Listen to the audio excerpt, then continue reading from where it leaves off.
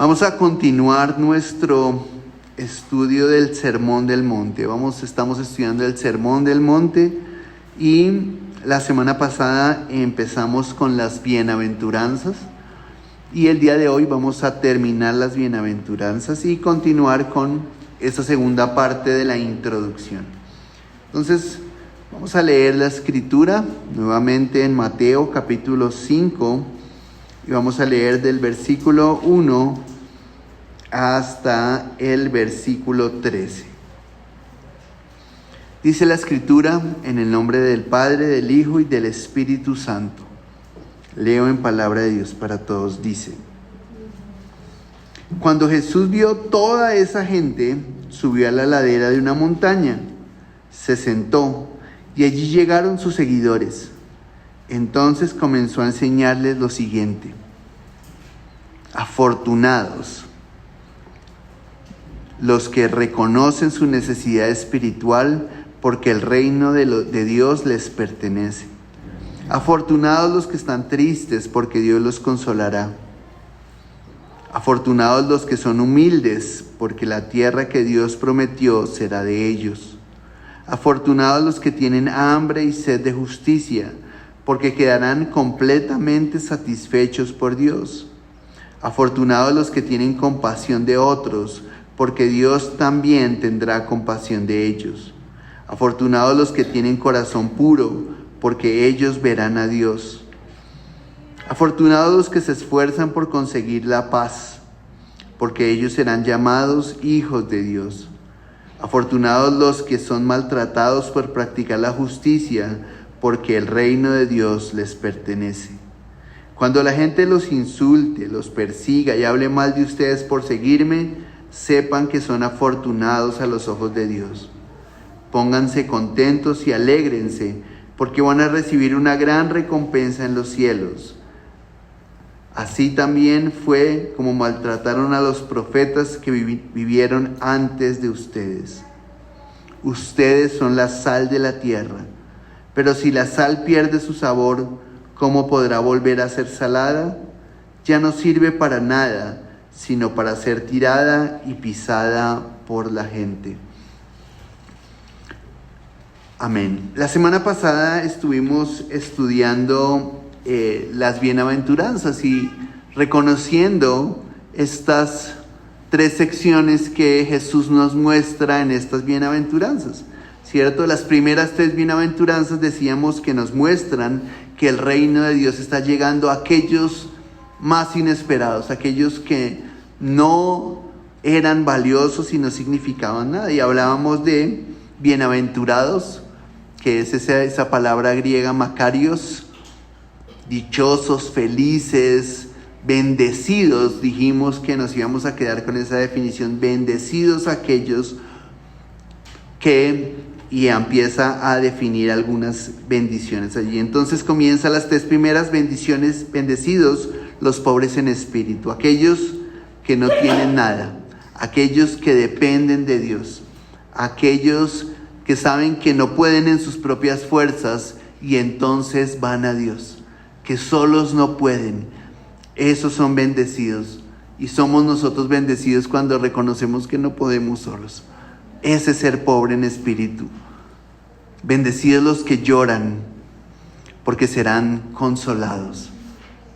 En medio de las tristezas y del dolor de esta vida, Dios nos consuela y somos bendecidos porque Él nos consuela.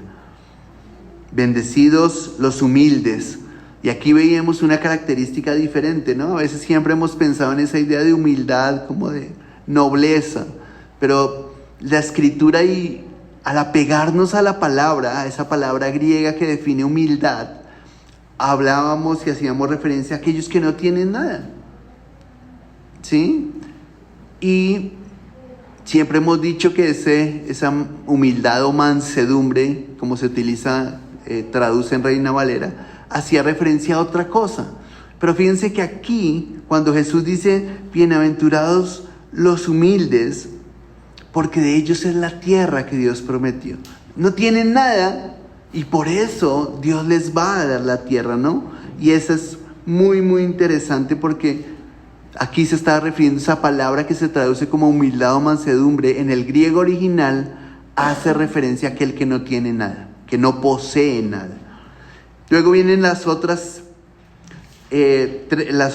tres relacionadas con aquellos, ese carácter de los que están y van a recibir el reino de Dios. Y hablábamos de los que tienen hambre y sed de justicia, que es las relaciones correctas, ese anhelo por tener relaciones correctas. Y podrán tener la satisfacción de tener relaciones correctas. Los misericordiosos o compasivos, porque Dios les mostrará misericordia. Y es el segundo nivel, ¿no? No solo es buscar relaciones correctas, no solo es buscar hacer lo correcto, sino tener misericordia, el siguiente escalón. Y luego Jesús los lleva a un escalón más allá, y es los de corazón puro. Y ese corazón puro, dice que los de corazón puro, porque ellos verán a Dios.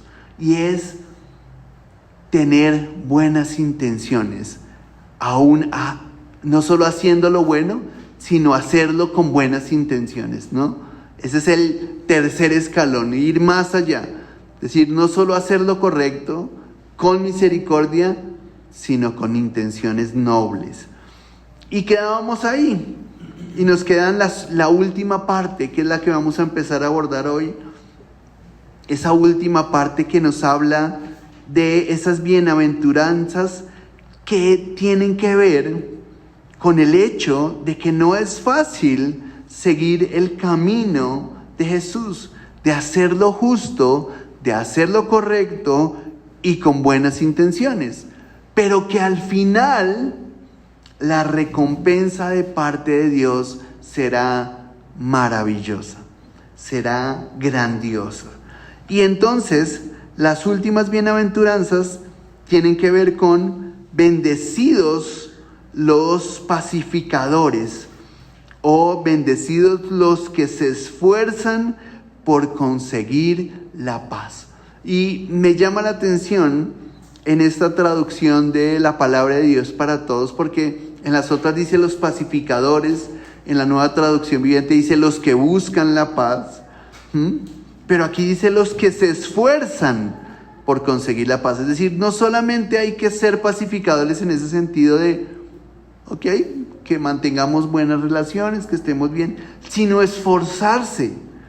Y recuerden que uno puede hacer las cosas bien o puede hacer las cosas esforzándose, ¿sí? Y eso hace una diferencia muy, muy grande, ¿sí? Y no sé, cuando ustedes ven las personas en el trabajo, hay gente que se esfuerza y hay otros que, hacen lo que tienen que hacer, ¿sí? Y aquí nos está llamando Jesús a esforzarnos por conseguir la paz. Y por supuesto, habla de buscar la paz en medio de nuestras relaciones, intervenir en los conflictos de una manera sabia y creativa para abrir un camino justo y generoso hacia los demás. Está hablando de esa búsqueda de esa paz y de lograr que haya paz. Yo creo que el anhelo más grande de este país, a diferencia de otros países, es que haya paz, ¿no? Y aquí se ha hecho de todo por alcanzar la paz. Cuando uno mira la historia de Colombia, han habido muchas acciones porque haya paz. Incluso hubo un proceso de paz, y negociaciones de paz, y diálogos de paz, y ideas de paz total. Pero nunca será la forma de alcanzar la paz. Por ese camino nunca vamos a tener paz. Porque el único que nos puede dar la paz es Dios. No hay otra manera de alcanzar la paz. De hecho, Jesús es ese príncipe de paz. Y vemos en la Escritura que Dios es el que nos da esa paz. Él es el que nos dio la paz. ¿Y cómo nos dio la paz? A través de Jesús. Romanos 5:1. Y en esta cita sí es clave verla en la Reina Valera, porque aquí en la palabra de Dios para Todos utiliza una palabra, no utiliza justificados, sino aprobados. Y yo creo que hay una diferencia siempre significativa entre ser justificado y ser aprobado. Creo que es una diferencia muy, muy grande.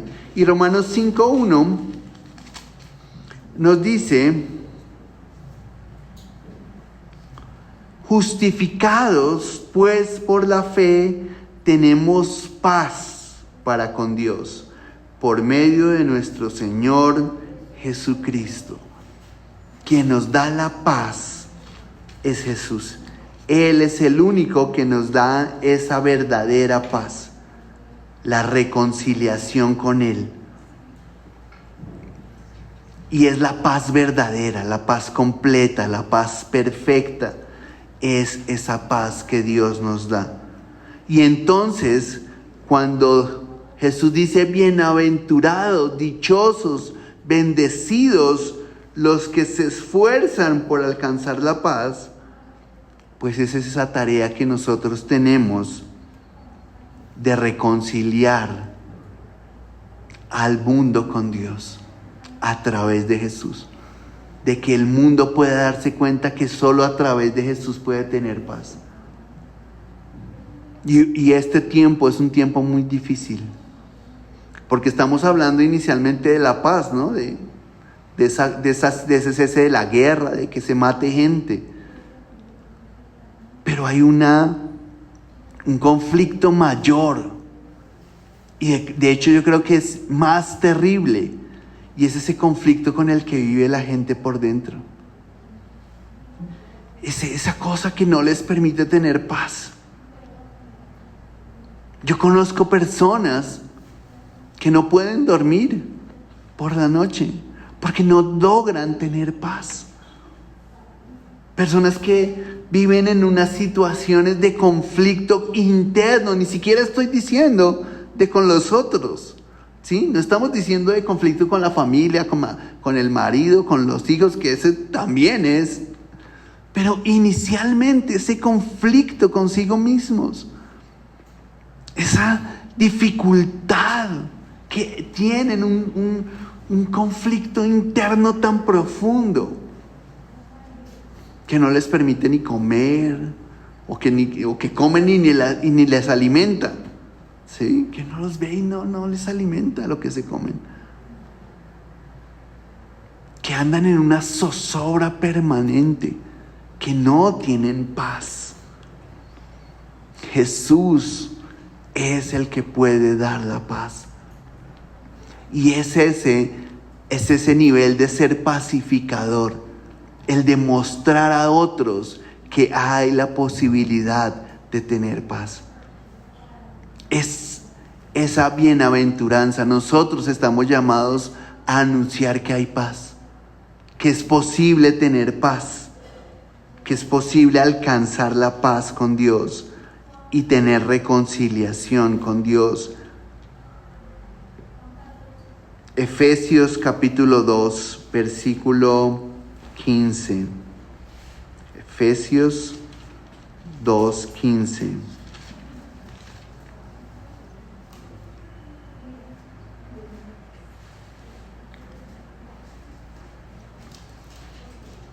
Y leo desde el versículo 14 para completar la idea.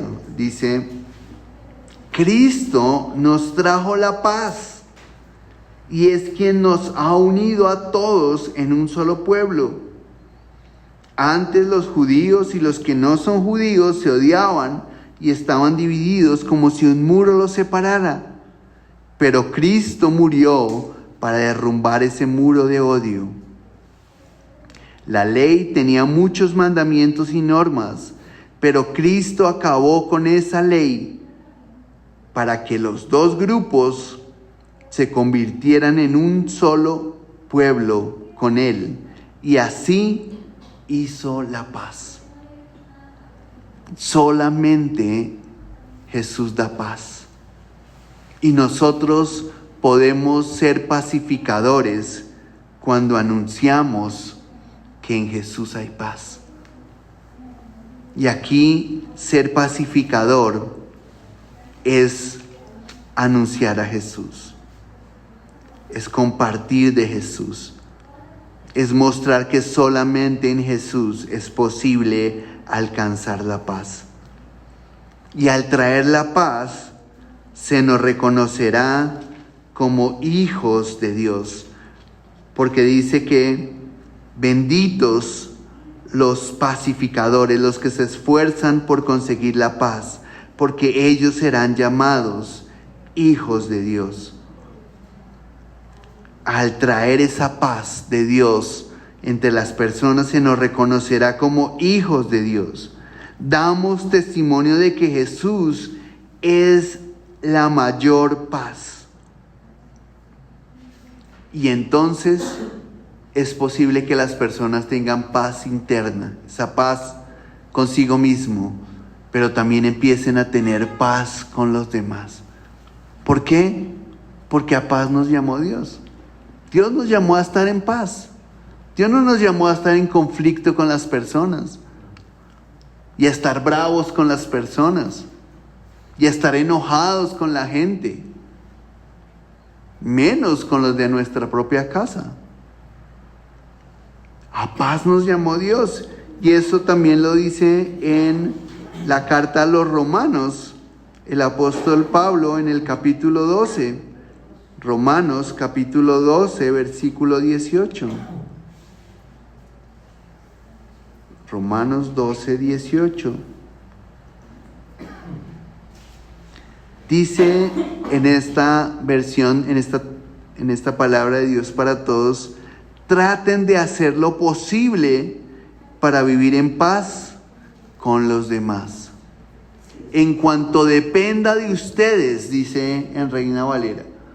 Claro, hay cosas que a veces no dependen de nosotros, ¿no? Porque los otros toman decisiones. Pero en cuanto dependa de nosotros, estemos en paz, tengamos paz. Y por eso Jesús, y yo ya les había dicho, que estas bienaventuranzas parece que lo que hace Jesús es dar la entrada de lo que va a hablar el resto del Sermón del Monte. Porque luego cuando Él les hable de poner la otra mejilla, ¿sí?, va a decir eso, no se desgaste en pelear, no se desgaste en enojarse, no se enoje. ¿Para qué se enoja? ¿Para qué pierde la paz? No la pierda, ¿sí? Y vamos a ver estos aspectos que va a desarrollar. ¿Por qué? Porque usted es un pacificador, porque la paz es lo más valioso que hay. De hecho, Jesús nos reconcilia con Dios, nos da la paz y le costó su vida entera. O sea, cuando uno se da cuenta que a Jesús le costó la vida entera darnos la paz a nosotros, es un costo muy alto para que nosotros la desperdiciemos por cualquier cosa o por una cosa grande, ¿cierto? Y perdamos la paz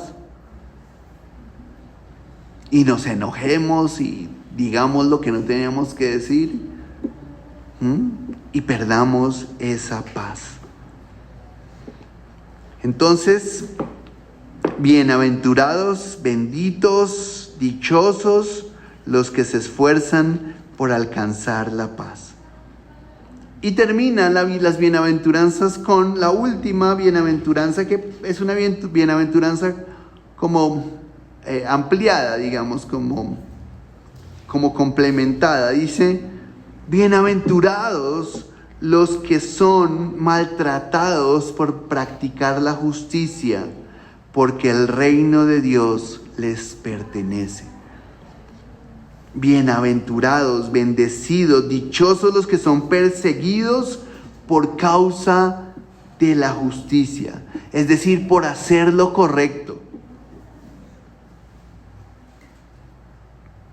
Es posible ser incomprendido al buscar la paz y hacer lo correcto. Es posible que la gente no nos entienda cuando queremos hacer lo correcto. Y eso puede llevarnos a sufrir la persecución de la gente. Puede hacer que la gente nos trate mal, nos persiga, por hacer lo correcto. Y de hecho mucha gente sí lo hace, ¿cierto? Ay, no, pues tan santurrón, ¿sí? No, pues tan bonachón, ¿sí? No, pues tan santo será. Y se burlan y pueden hacernos sentir mal porque queremos hacer lo correcto.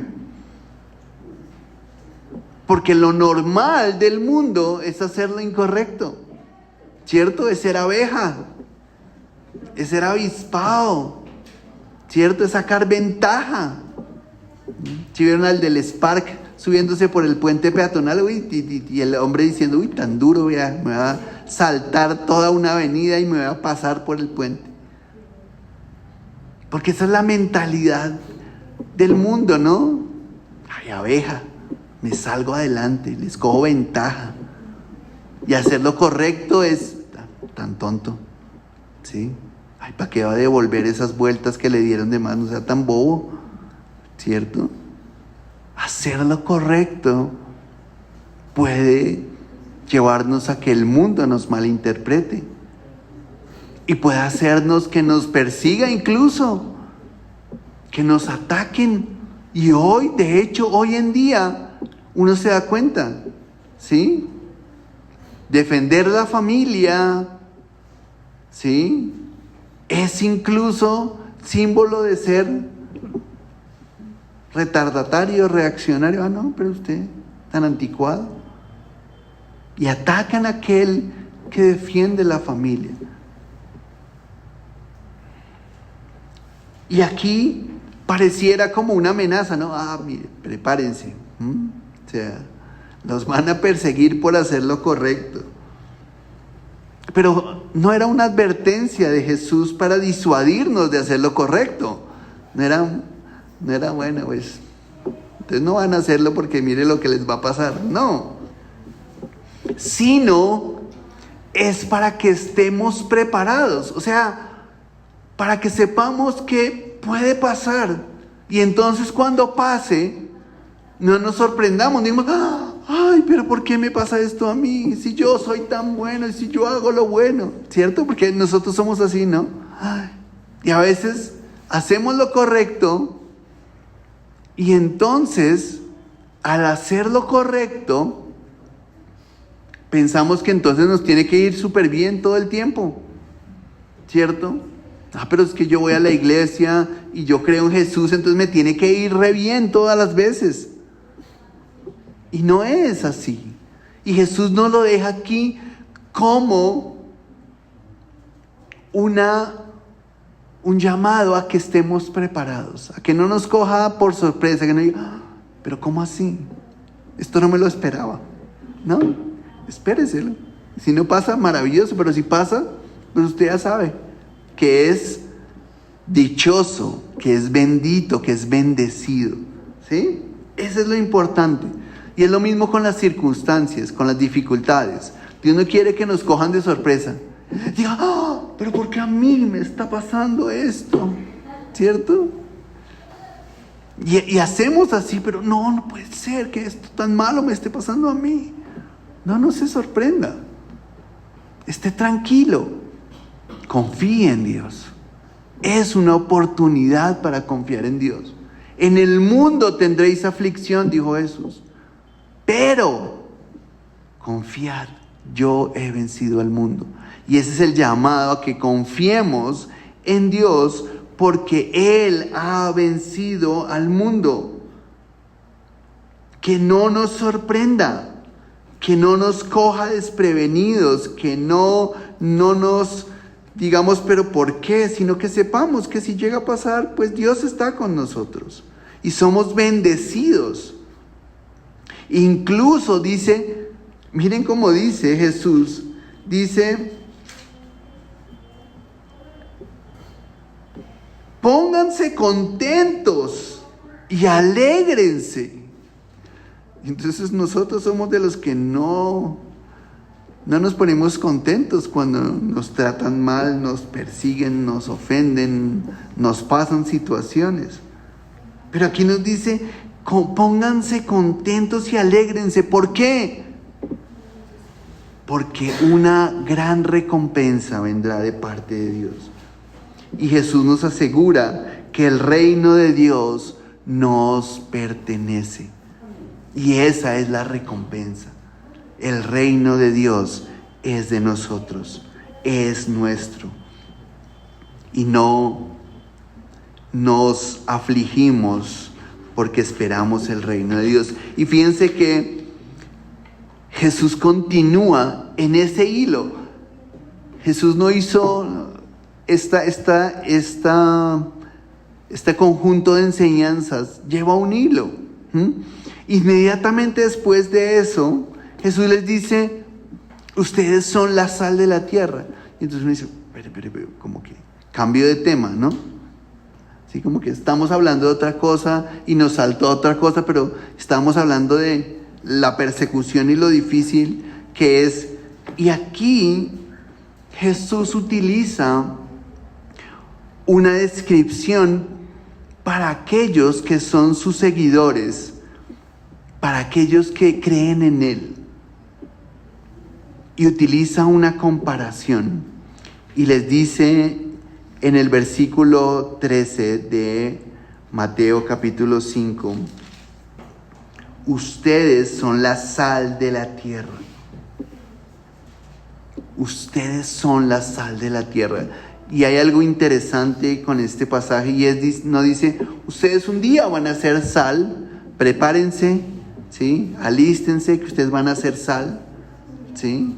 No, les dice, ustedes son la sal de la tierra. ¿Ustedes quiénes? Es la primera pregunta, ¿no? ¿Quiénes ustedes son la sal de la tierra? Y esos quiénes son aquellos que creen en Jesús. Es decir, que si nosotros creemos en Jesús, pues somos nosotros los que somos esa sal de la tierra. Y es muy interesante porque habla de la sal de la tierra, o sea, de esta tierra. La sal aquí en esta tierra. No la sal allá en el cielo. No, es aquí en la tierra. Y cuando yo me ponía a estudiar de esto, lo que me daba cuenta es que la sal, en términos químicos, el cloruro de sodio, está en muchísimas cosas en la tierra. ¿Sí? En muchísimas cosas. Está regada por la tierra. De hecho, en el suelo hay sal. Y se necesita sal en el suelo para que haya todo ese proceso de alimentación en la tierra. Nosotros tenemos sal, necesitamos sal. La comida tiene sal, ya en sí misma. Y muchos de los productos químicos que nosotros utilizamos tienen sal. El jabón tiene sal, el champú tiene sal, ¿sí? Muchas cosas tienen sal. Y Jesús nos compara con la sal. Y quiero detallar dos aspectos que me parecen claves de lo que Jesús está diciendo aquí. Número 1, ser sal. Y número 2, que la sal pierda su sabor. Esas son dos cosas interesantes que Jesús menciona allí. Porque luego Jesús dice, si la sal pierde su sabor no sirve para nada, sino para ser tirada y que la gente la pise. Y eso es muy raro. Entonces miremos los dos aspectos. Uno, ser sal, y para luego mirar el hecho de que la sal pierda su sabor. Entonces, ser sal, Jesús nos llama a ser sal. No nos llama a ser sal, nos dice ustedes son sal, por cierto. Y hay algo interesante, la sal en esa época de Jesús, en el mundo antiguo, era muy importante la sal. Era tan importante y era tan valiosa la sal en ese tiempo que a los soldados romanos, cuando les pagaban por su trabajo, les pagaban y les daban una porción de sal a los soldados romanos. Y de ahí viene la palabra salarium, en latín salarium, de donde viene la palabra salario. O sea, el salario tiene que ver con la sal. O sea, de pagarle a uno con sal. Es decir, implica un valor muy grande. Quiere decir que nosotros tenemos un valor muy grande.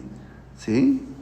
Fíjense, ya nos está hablando de eso. Si ustedes son sal, ustedes tienen un valor muy grande. Ustedes valen muchísimo. Y si uno estudia la historia de Colombia en la historia prehispánica, antes de los españoles, aquí en Colombia también la gente hacía trueque con sal y cambiaban oro por sal y comida por sal. Y por eso en Zipaquirá, donde hay una mina de sal, ¿cierto? Allí era donde estaba uno de los caciques más importantes, porque allá tenía pues su reserva de sal con la que tenía poder al hacer trueque con la sal. Y esa es historia. La sal tiene un valor muy, muy grande. Es algo muy valioso. Y como les digo, de ahí viene el salario, la paga, ¿no? Y nosotros trabajamos por un salario. Y los que somos empleados tenemos un salario. O sea, esa plática que nos llega viene de esa idea de sal. Y tenemos que pensar en eso inicialmente nosotros. Cuando Jesús nos dice, ustedes son sal, nos está diciendo, ustedes valen mucho. Ustedes tienen un valor muy grande si creen en mí. ¿Y por qué era tan valiosa la sal? En ese tiempo,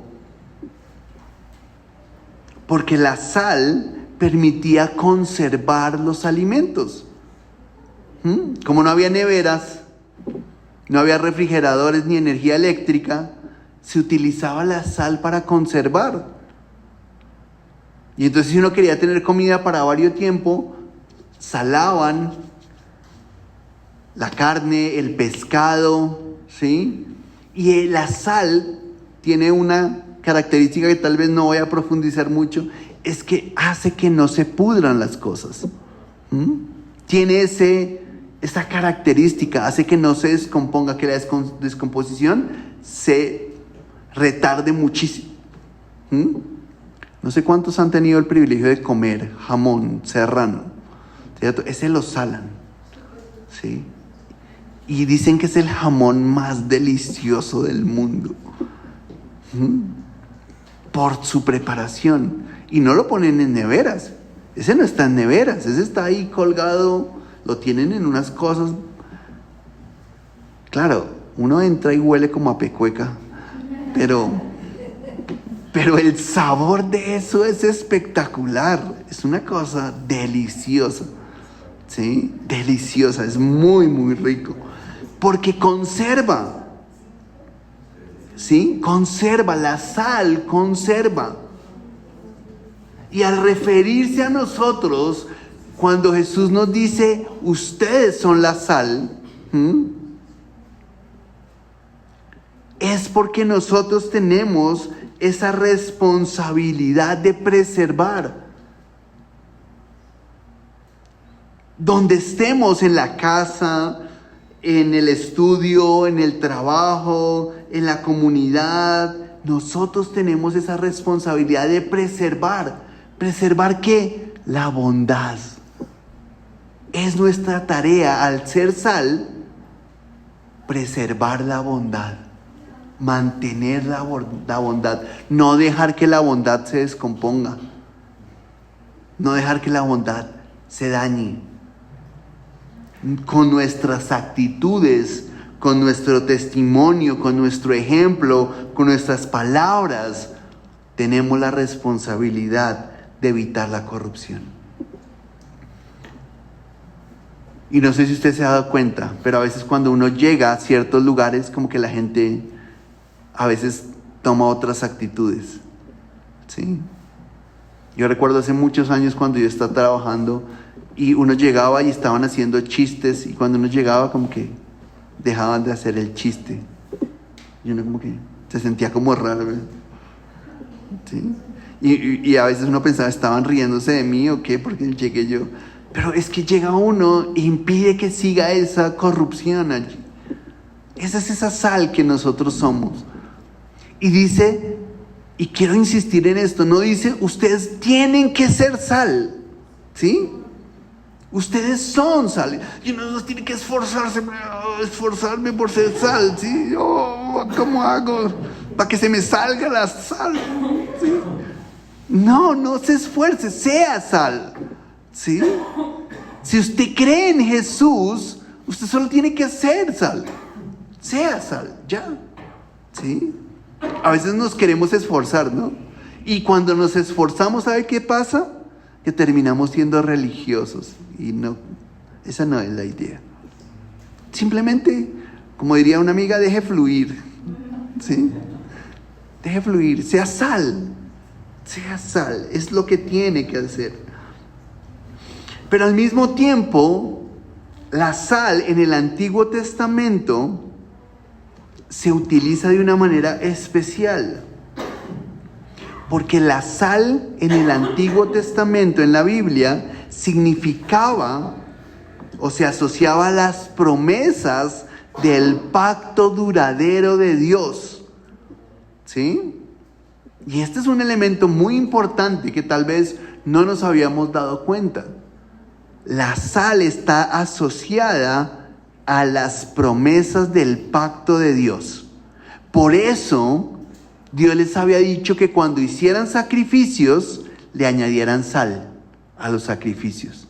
Porque esa sal significaba las promesas de Dios, el pacto de Dios. Miremos cómo lo dice en Levítico capítulo 2, versículo 13. Levítico 2, 13.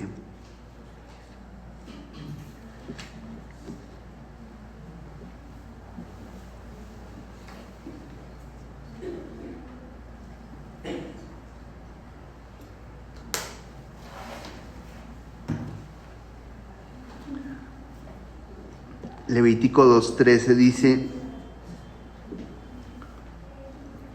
además echarás sal a todas las ofrendas de cereal que traigas.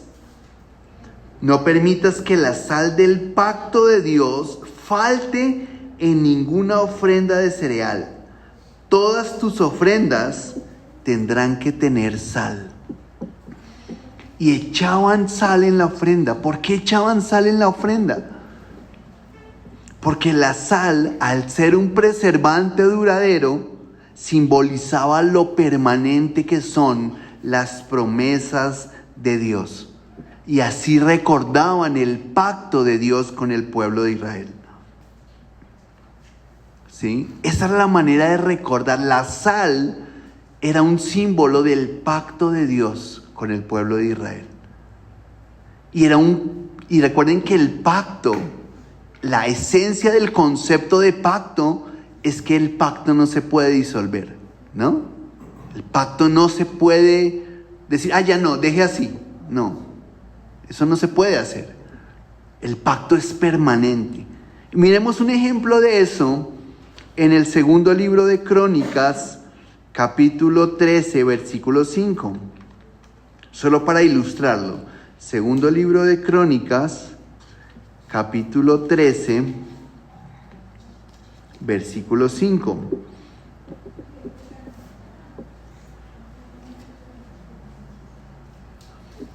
Y leo desde el 4 para que haya contexto. Dice: Abías se ubicó en el monte Semarayín, que está en la región montañosa de Efraín, y gritó: escúchenme, Jeroboam y todo Israel. ¿No saben ustedes que el Señor Dios de Israel les dio a David y a sus hijos la autoridad para reinar sobre Israel para siempre mediante un pacto de sal? Y aquí, ¿qué está diciendo? Abías está diciendo, al referirse a un pacto de sal, que las promesas que Dios le había hecho a David no se podían anular, no se podían quitar, que esa promesa era una promesa permanente. la sal simboliza lo duraderas y lo permanentes que son las promesas de Dios, las promesas que Él ha hecho. Este pacto de sal representaba la relación estrecha, segura y permanente de Dios con su pueblo.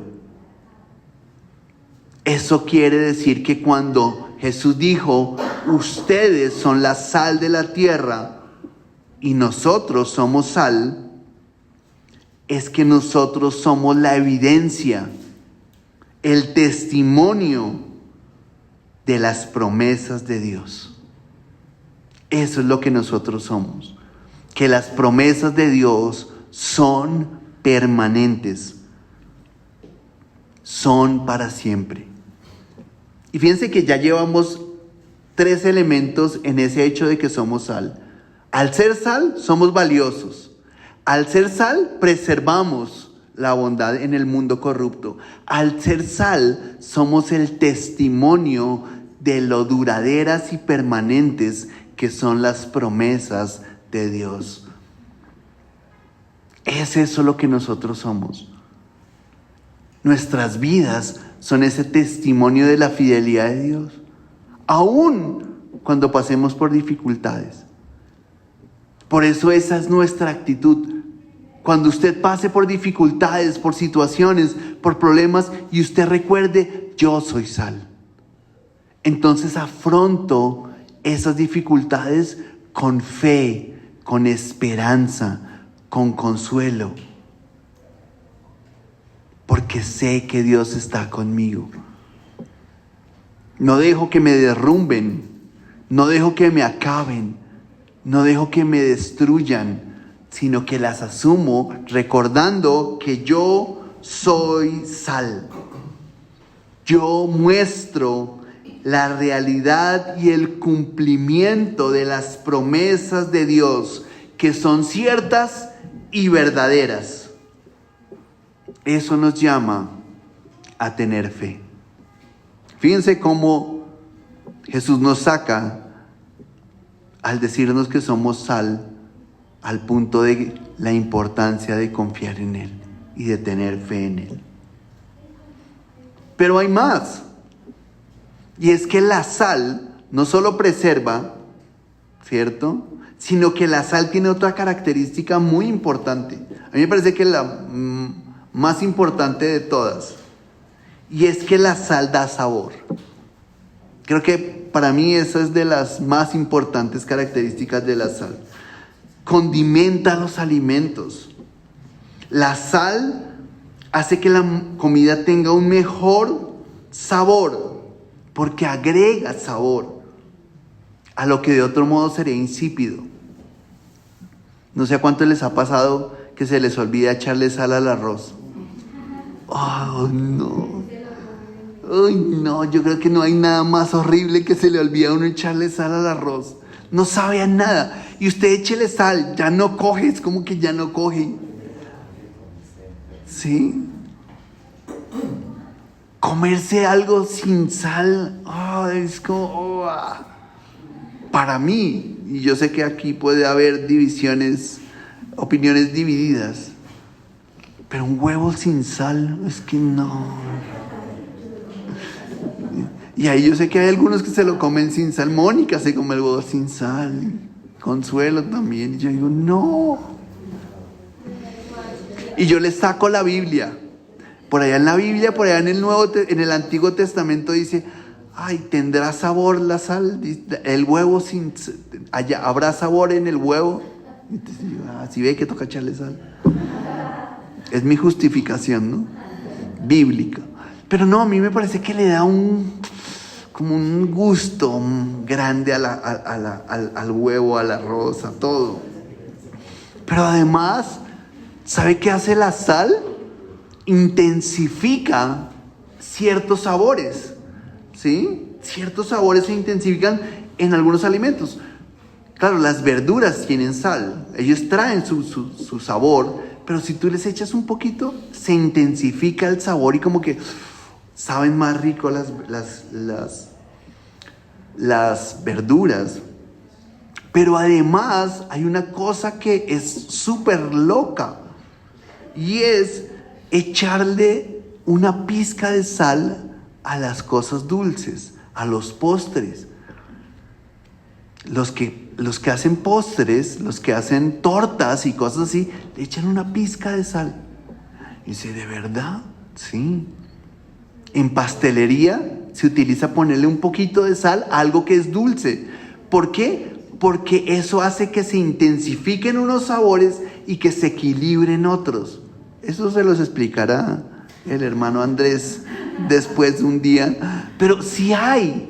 Y ustedes pueden buscarlo. Sí, se le echa sal a los postres. Al arroz con leche, maestira, sal con Da un toque como especial esa sal. Claro, por supuesto. ¿Sí? Cuando hablamos de el sabor y de la sal, todo tiene una medida y todo tiene una proporción. ¿Sí? Y todo debe estar dentro de la proporción. Y a eso me refiero, ¿no? Claro, tan horrible puede quedar un arroz sin sal como un arroz salado, ¿cierto? Y creo que puede ser hasta peor, ¿cierto? Pero estamos hablando del equilibrio, del punto, ¿sí? La sal da sabor. La sal hace que se noten mejores los ingredientes, como en la pastelería. Y entonces cuando Jesús dijo, ustedes son la sal, significa que nosotros somos ese sabor del mundo. Es decir, nosotros somos la diferencia. Nosotros tenemos que hacer la diferencia en el mundo.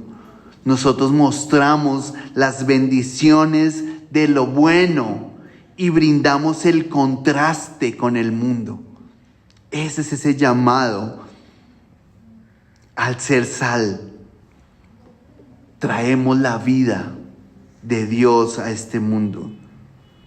Y de hecho muchas de las cosas que a veces Dios hace o no hace, muchas veces las hace o no las hace por nosotros. Por nosotros, porque nosotros estamos ahí. Y a veces Dios nos guarda. Yo he conocido situaciones en las cuales Dios ha guardado un bus completo por una persona que va ahí, un avión completo por una persona que va ahí. Por amor a esa persona, Dios salvó a todos los otros. Porque somos diferentes, porque somos la sal. Somos la sal por causa de nosotros. Y nosotros damos un sentido especial, damos un sabor especial. ¿Sí? Estamos llamados a dar ese testimonio de las promesas de Dios. Y eso nos lleva al segundo punto que yo les decía, y es cuando la sal pierde su sabor. Rara vez he escuchado yo que la sal pierda la salinidad. O sea, yo nunca he visto una sal que se venza y que ya no sepa. No he visto, no, creo que no existe, creo que no ocurre. Pero Jesús dice, si la sal pierde su sabor, ya no sirve para nada. Y aquí tenemos que entender ese concepto que Jesús está diciendo. Y nuevamente tiene que ver con ese concepto en el Antiguo Testamento del pacto de Dios. Recuerden que la sal es ese símbolo del pacto de Dios y está diciendo cómo el pueblo de Israel había violado el pacto, habían faltado al pacto sirviendo a ídolos, a dioses falsos, y entonces ellos habían perdido su salinidad porque habían despreciado a Dios. Y así como es muy difícil que la sal pierda su sabor, pues es muy difícil que nosotros dejemos de ser sal, pero lo podemos dejar de hacer si despreciamos a Dios, si rechazamos su pacto como lo hizo el pueblo de Israel, porque el pueblo de Israel dejó el pacto de Dios. Y aquí hay algo clave en este hecho de perder la sal, perder el sabor, y es que ser sal es una decisión. Nosotros decidimos ser sal. Y fíjese que usted puede ser sal o no. En su comunidad, si usted no dice nada y se queda callado y hacen chistes de mal gusto y usted está ahí y no hace nada, usted está perdiendo su sabor. ¿Sí? Si usted ve que hacen lo malo y usted se queda callado y no dice nada, está perdiendo su sabor. Si usted ve que algo no es correcto y usted más bien no mira para ese lado, usted pierde su sabor. Porque ser sal es una decisión. Es como si no hacemos eso a lo que estamos llamados a hacer. Y dice que la sal, si pierde su sabor, no sirve para nada. Ya no sirve. Y por eso dice que solo queda ser pisoteada por los hombres. Y se refiere precisamente al pueblo de Israel. Él se los está diciendo a ellos. Él está diciendo, miren lo que le pasó al pueblo de Israel. Que faltaron al pacto y fueron sal que perdió su sabor. Y por eso terminaron siendo pisoteados por los imperios, fueron exiliados, terminaron siendo pisoteados por sus enemigos. Y para nosotros no es diferente. Si nosotros no somos diferentes al mundo, no tiene razón de ser nuestra fe. Si nosotros somos iguales al mundo, es como una sal sin sabor. Nosotros debemos experimentar y mostrar las promesas de Dios. Entonces nosotros somos sal porque somos valiosos. Somos sal porque preservamos la bondad. Somos sal porque somos el testimonio viviente de las promesas de Dios, del pacto de Dios. Y somos sal porque damos ese sabor, hacemos esa diferencia en el mundo. Y eso es lo que Dios nos dice. Y Jesús nos enseña en este sermón del monte. Ustedes son la sal de la tierra. No perdamos el sabor. No perdamos el gusto. Sigamos siendo sal. La sal de la tierra. Pidámosle a Dios que nos ayude. Pidámosle a Él que nos permita dar ese sabor. No neguemos esa sal que somos, sino mostremos esa sal al mundo. Vamos a orar.